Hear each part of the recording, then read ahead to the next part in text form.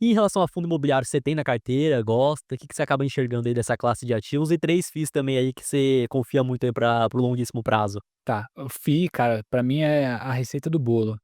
Você tem que ter os mesmos, não adianta você girar, porque os REITs lá nos Estados Unidos, eles operam mais alavancados e te permitem ter ganho de capital de uma forma mais expressiva. Aqui no Brasil não, então não tem muito para onde você fugir. Você elenca ali os melhores de cada segmento e investe neles, assim. Eu já tenho até essa eu tenho de pronto, assim, para poder falar rápido. Mas os fundos imobiliários, cara, eles funcionam muito bem de acordo com os ciclos de mercado. Sim, inegavelmente, você vê uma taxa de juros em ascensão, não é para investir em fundos imobiliários. Ou se quer investir, só de papel. Não tem como, senão você vai perder dinheiro, mês após mês. Foi o que aconteceu agora de 2023 para 2024.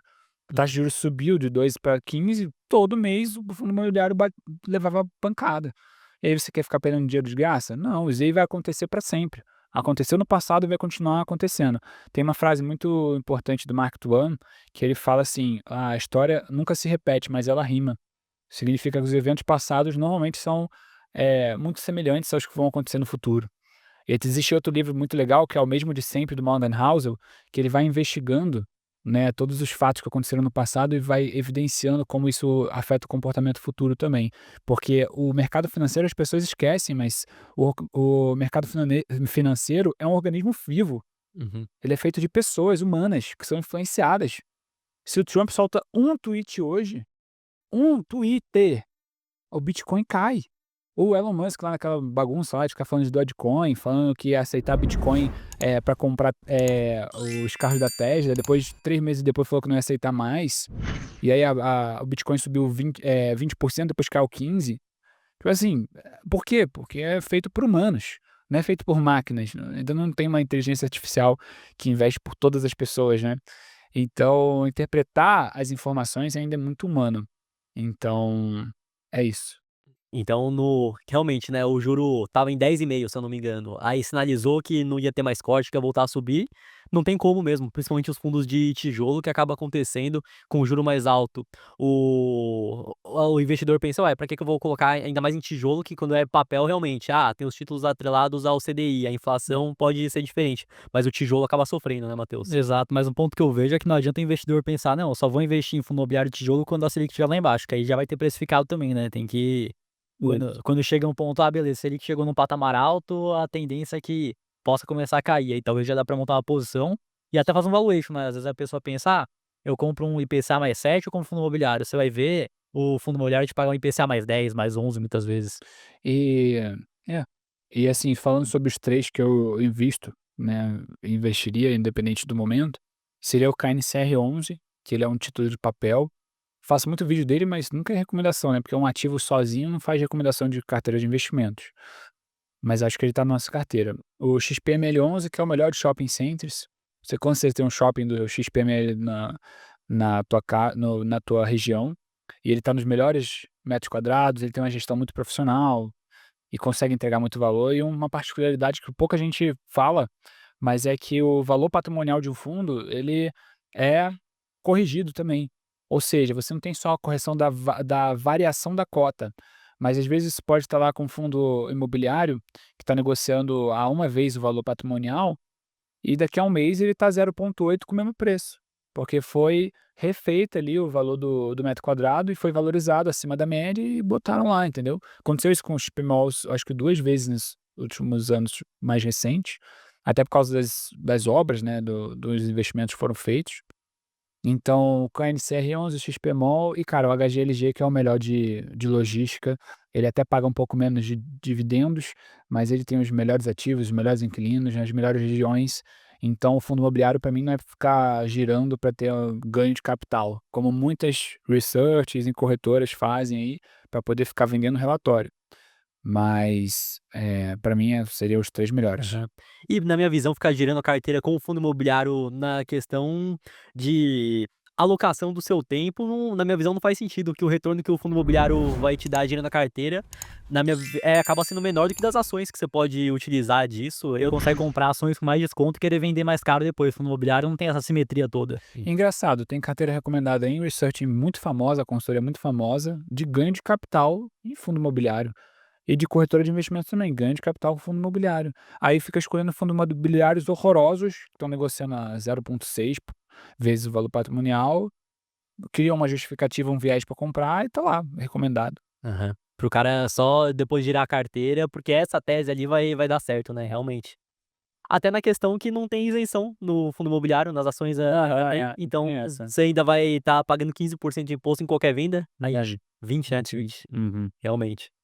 E essa notícia que teve recentemente, em relação à carteira de investimentos que você tem, pessoal, enfim, o que que você vê que são 3 ações que você quer carregar até a aposentadoria, que você não venderia? Cara, 3 ações, eu posso responder isso, mas eu prefiro ter ETFs. Eu sou muito pró ETFs, porque os ETFs permitem ter o ganho, eh, diversificado, simplificado, com 100% de transparência, a um custo muito baixo. Até que no Brasil tu prefere ETF também?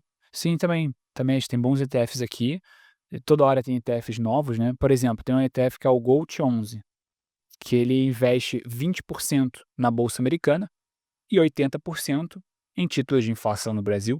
Você com um ETF já tem a carteira toda para um perfil conservador. Um ETF, acabou, não Uhum. precisa de mais nada. Então, assim, é uma forma muito simples de você se expor a mercados.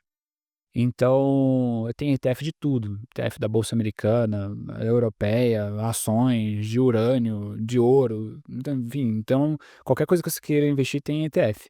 Gestão ativa, passiva, mas aqui no Brasil a gente só tem de gestão passiva, né, que são fundos indexados e que o ETF replica aquele fundo. Tem ETF de renda fixa, enfim, são muito interessantes. E aí, um ETF que eu teria, você falou 3 ações, né, mas eu teria um ETF que seria replicando a bolsa americana, que poderia ser o SPXI11 ou o IVVB11, que dá no mesmo, são os mesmos ativos que tem ali compõem o ETF. Teria o da bolsa de tecnologia, ela vai dominar o mundo, então assim, os serviços, os processos estão ficando cada vez mais obsoletos para todos os segmentos, então você se expor às 100 maiores empresas dessa desse setor de tecnologia para mim é indispensável. Você não pode não ter, você pode ter mais ou ter menos, dependendo do ciclo de mercado. Então eu teria o NASD11 ou o QQQ no caso, né, na bolsa americana. E o terceiro, cara, eu teria de investimentos, tá, de investimentos eu teria aqui os títulos do IPCA+, do Tesouro, porque seria 100% seguro, que no caso o risco seria do Brasil dar calote, isso dificilmente vai acontecer. E hoje estão pagando uma rentabilidade absurda. Então esses seriam 3 investimentos. Agora voltando para as ações, cara, se pudesse escolher 3 empresas, eu escolheria a Apple, por que da Apple e não Microsoft, Google, Facebook? Porque essas empresas, elas vendem publicidade, e elas são altamente, elas estão num ambiente muito competitivo. Então pode ser que uma seja mais disruptiva que a outra, pode ser que uma fique obsoleta, como aconteceu com o Orkut, outras redes sociais, pode vir uma nova rede social, como aconteceu com o TikTok. Então eu fico no longo No prazo. longuíssimo prazo, você ficaria com o pé atrás, então. É. E ainda o Facebook, que é o Meta, né, o WhatsApp, Instagram e Facebook, é muito mais realmente publicidade do que um Google, por exemplo, que ainda tem serviços, outras linhas de receita, né, então é realmente somente anúncio mesmo, né. E entre Apple e Microsoft teria também ali alguns softwares que seriam importantes, né, eu preferiria ficar com a Apple por ser um item de valor indispensável para todo mundo, assim, então facilmente ela consegue permanecer lucrativa no longo prazo. Outra empresa, cara, seria a Coca-Cola. Coca-Cola, líder de bebidas do mundo inteiro, é uma empresa que faz parte das Dividend Kings, que são as empresas que há mais de 50 anos aumentam o valor financeiro pago em forma de dividendos. Então, há mais de 50 anos, acho que 60 e poucos anos, todo ano ela paga mais dividendo que o ano anterior. Então, qual é o risco dessa empresa cair 50%? Muito baixo. porque ela vai continuar pagando o mesmo dividendo, com crise, com guerra, com alta dos juros, queda dos juros. Então isso traz muita estabilidade para uma carteira de longo prazo. E fora que é uma bebida, né, que é vício de muita gente, inclusive meu. E fora que a própria Coca-Cola tem diversas outras marcas ainda de diversos outros segmentos, não só de refrigerante, então Sim, Uhum. sim. E aí a terceira empresa, cara, eu estava com ela na ponta da língua, agora eu esqueci, fala da Coca-Cola, eu esqueci. Ação Brasil, lá fora. Caraca, difícil, cara, fugiu agora total. Tá, essas são as 2 empresas lá fora. Uma empresa aqui dentro então, tá. Eu teria o Itaú. O Itaú é o banco mais rentável da América Latina, tem acho que mais de 2 trilhões, se eu não me engano, de ativos. É o banco mais rentável, não é o mais barato, mas se for pensar numa carteira de longo prazo, né, e pensando aqui numa ação Brasil, tá.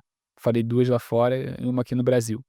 Escolheria o Itaú. Itaú. Já ia te questionar se você não tem segurança de segurar nenhuma ação por longuíssimo prazo aqui no Brasil, mas seria Itaú então. É, É, eu vejo que o Itaú também é uma baita empresa, se for escolher uma empresa só Brasil, eu vejo que em relação a risco-retorno acaba que não é mais barato igual você comentou, mas pensando a longuíssimo prazo, se ele mantém um ROI que ele tem hoje por muito tempo, não vai interessar a cotação que você tá pagando hoje, né. e por incrível que pareça, ele é o dos bancões o mais atualizado, que como eu tô lá dentro do marketing, né, tipo, foi o primeiro a permitir você comprar Bitcoin direto pelo banco, eles escrituram ETFs um atrás do outro, de Bitcoin, de Ethereum, como eu falei, esse do Gold 11 e vários outros, então eles são bem focados ali no desenvolvimento de produtos e de ferramentas, então isso eu acho bem legal também.